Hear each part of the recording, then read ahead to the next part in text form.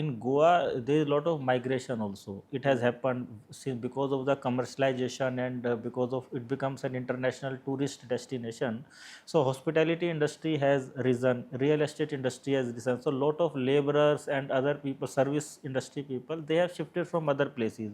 Some of them are temporarily also. So when some election is there, something, so they might have got their election photo I card, and then they leave also, but they do not delete their name here. And though we had suspicion that they must be having their name in other part of India also and here also. Now this time when our BLO goes there, they do not find them. So that means either they had their name was somewhere else, or they have migrated permanently out of Goa. So I think it is reasonable. If you see, like earlier we had a SIR in Bihar also, and in other 12 ongoing states also, we are comparing our figures also, like what are the ASDD figures in Goa vis-a-vis other states, what are the unmapped voters figure in Goa vis-a-vis other states.